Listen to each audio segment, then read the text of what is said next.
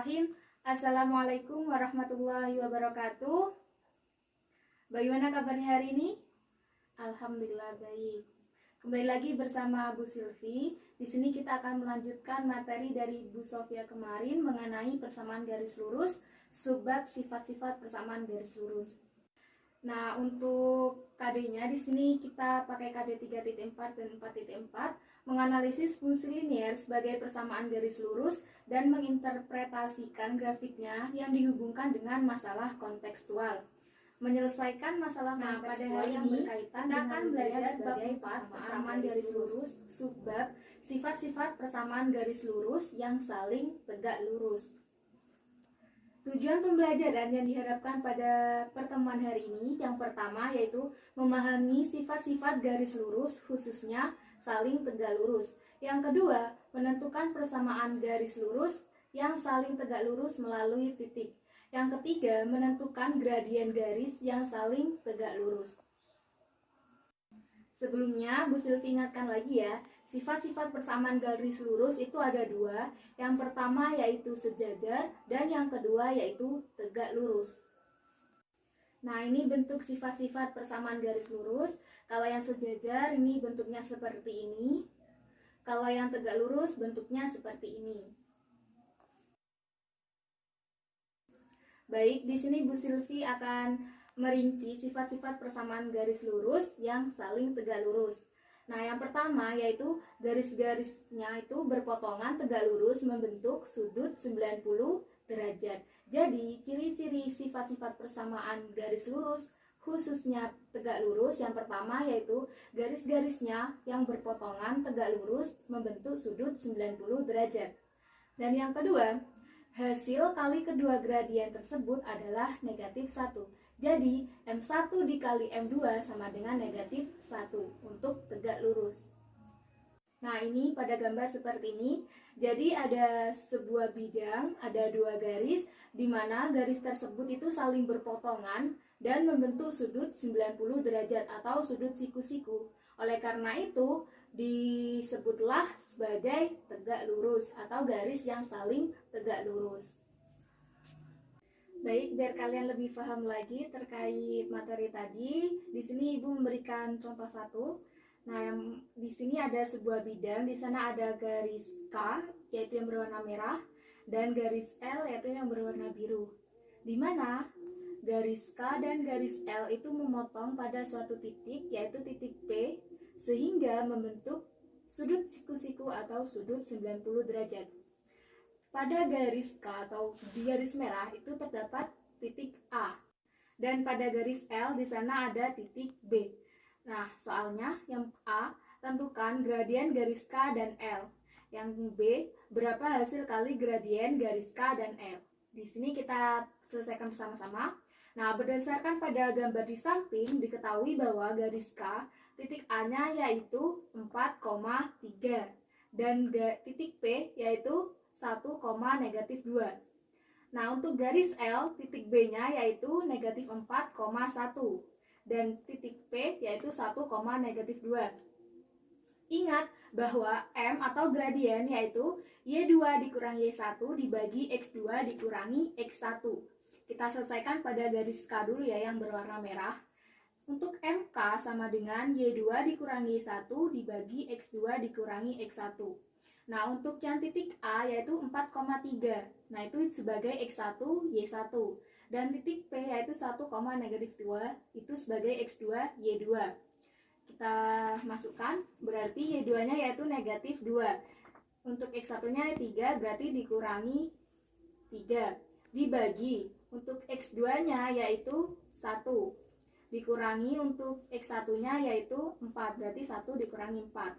Negatif 2 dikurangi negatif 3 sama dengan negatif 5. Dibagi 1 dikurangi 4 sama dengan negatif 3. Sehingga MK sama dengan 5/3. Selanjutnya untuk garis L atau garis yang berwarna biru.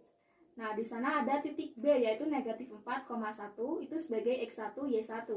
Dan ada titik P yaitu 1, negatif 2 itu sebagai X2, Y2. Nah, kita masukkan berarti Y2 berarti negatif 2 dikurangi Y1-nya berapa? 1, berarti dikurangi 1 dibagi X2-nya berapa? 1 dikurangi X1-nya negatif 4, berarti dikurangi negatif 4. Negatif 2 dikurangi negatif 1 sama dengan negatif 3. Dibagi 1 dikurangi negatif 4, berarti kan 1 ditambah 4. 1 tambah 4 berapa? Ya, betul 5. Jadi negatif 3 per 5. Jadi hasilnya untuk ML yaitu negatif 3 per 5. Nah, ingat bahwa untuk tegak lurus M1 dikali M2 itu sama dengan negatif 1. Sekarang coba kita kerjakan yang B, karena M-nya sudah diketahui ya, jadi untuk soal A udah selesai. Sekarang yang soal B, berapa hasil kali gradien garis K dan L? Kita masukkan ya, MK dikali ML sama dengan 5 per 3 dikali negatif 3 per 5. Hasilnya yaitu negatif 1. Jadi terbukti bahwa MK sama ML ini adalah saling tegak lurus, karena telah memenuhi persyaratan tegak lurus, yaitu M1 dikali M2 sama dengan negatif 1 gradiennya. Nah, selanjutnya untuk contoh yang kedua, di sini ada bidang juga. Di sana sudah membentuk sudut siku-siku ya. Yang pertama, tentukan gradien garis P dan Q. Selanjutnya untuk yang B, berapa hasil kali gradien garis P dan Q? Nah, berdasarkan gambar di samping, itu diketahui bahwa garis P yaitu garis merah, ada titik A yaitu 5,0, dan di sana memotong pada suatu titik yaitu di titik P yaitu negatif 3,3.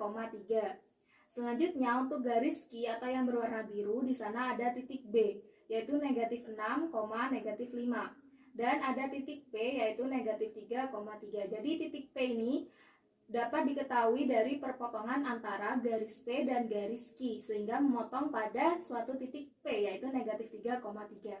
Sekarang kita selesaikan. Ingat bahwa rumus gradien yaitu Y2 dikurangi Y1 dibagi X2 dikurangi X1. Sekarang kita cari gradien pada garis P. Jadi MP sama dengan Y2 dikurangi Y1 dibagi X2 dikurangi X1. Untuk Y2-nya yaitu 3 dikurangi Y1-nya yaitu 0, jadi 3 dikurangi 0. Dibagi untuk X1, X2-nya yaitu negatif 3, jadi negatif 3. Untuk X1-nya yaitu 5, jadi negatif 3 dikurangi negatif 5. Sehingga kita substitusikan 3 dikurangi 0, 3. Dibagi negatif 3 dikurangi 5 berarti negatif 8. Sehingga hasil dari gradien P atau MP sama dengan negatif 3 per 8. Selanjutnya untuk garis yang Q. Jadi MQ sama dengan Y2 dikurangi Y1 dibagi X2 dikurangi X1. Kita masukkan saja, Y2-nya yaitu 3, Y1-nya yaitu negatif 5. Jadi 3 dikurangi negatif 5 dibagi. Selanjutnya untuk X2-nya yaitu negatif 3, X1-nya yaitu negatif 6, berarti negatif 3 dikurangi negatif 6. Sekarang kita substitusikan. 3 dikurangi negatif 5 sama dengan berarti 3 ditambah 5 berapa? 8. 8 per negatif 3 dikurangi negatif 6 berapa? Yaitu negatif 3 ditambah 6 sama dengan 3. Jadi jawabannya yaitu untuk MQ atau gradien Q sama dengan 8 per 3. Sekarang kita masuk ke pertanyaan yang B. Berapa hasil kali gradien tersebut? Nah, langsung saja kita kalikan ya. MP dikali MQ sama dengan berarti negatif 3 per 8 dikali 8 per 3 sama dengan negatif 1. Ingat bahwa gradien pada tegak lurus yaitu M1 dikali M2 sama dengan negatif 1. Jadi pada soal tersebut telah memenuhi kriteria gradien tegak lurus yaitu M1 dikali M2 sama dengan negatif 1. Nah, biar kalian lebih memahami lagi materi pertemuan hari ini, silahkan kalian kerjakan tugas yaitu tentukan apakah garis M dan N ini tegak lurus, di mana garis M itu yang melalui titik P 3,5 dan Q 0,0, dan garis N yang melalui titik R 0,0 dan S negatif 5,3. Kalian kerjakan di rumah ya. Jadi kesimpulan pada pertemuan hari ini yang pertama yaitu persamaan garis lurus yang tegak lurus, artinya garis-garisnya yaitu berpotongan membentuk sudut siku-siku, yaitu sudut 90 derajat. Nah, jika gradien kedua garis tersebut dikalikan, maka akan menghasilkan nilai negatif 1 sesuai dengan kriteria gradien tegak lurus, yaitu M1 dikali M2 sama dengan negatif 1. Terima kasih sudah mengikuti pembelajaran Bu Silvi dari awal sampai akhir. Tetap semangat, jangan lupa tugasnya dikerjakan, dan absensi di formulir ya, di Google Form yang sudah Ibu sediakan. Jangan lupa tetap jaga kesehatan, selalu mencuci tangan, memakai masker, menjaga jarak, dan menghindari kerumunan. Sekian dari Bu Silvi. Wallahul muwaffiq ila aqwamit thoriq. Wassalamualaikum warahmatullahi wabarakatuh. Sampai jumpa.